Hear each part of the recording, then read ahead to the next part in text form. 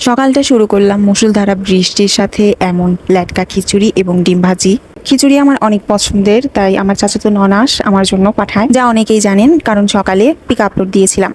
এরপর দুপুরবেলা 22 রকম ভর্তা দিয়ে ভর্তা পার্টি করলাম বাসার সবাই মিলে, যা 2 দিন আগেই এই পেজটাতে অর্ডার করি। আর প্রত্যেকটা ভর্তাই ছিল অনেক বেশি ইয়াম্মি। এর আগে আমি আপুর কাছ থেকে ফ্রোজেন রুটি নিয়েছিলাম 1 মাসের জন্য। এটা আমার সেকেন্ড টাইম অর্ডার। তো এরপর সবার প্লেট সাজানোর পর আমি আমার প্লেটটা সাজিয়ে নিলাম এবং আমি আমার খাবার স্টার্ট করি। খাবারের ভিডিও করলে হয়তো ভিডিওটা অনেক বেশি বড় হয়ে যেত, যা আমি চাচ্ছিলাম না। লাস্টে আমার ভাত শেষ হলেও ভর্তা শেষ করতে পারিনি।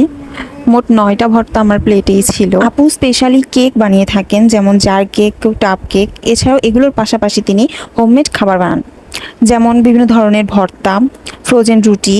এছাড়াও হোমমেডভাবে তৈরি বিভিন্ন খাবার তিনি বানিয়ে থাকেন। আপনারা তার পেজটা চেক করলে আরও অনেক ডিটেইলস ছিল। আমার এখনকার পর্যন্ত ভিডিও। নেক্সট ভিডিওতে আমার বিকেলের পরের আপডেটগুলো পেয়ে যাবেন। আজকে এখানেই শেষ করছি। আসসালামু আলাইকুম, আল্লাহ হাফেজ।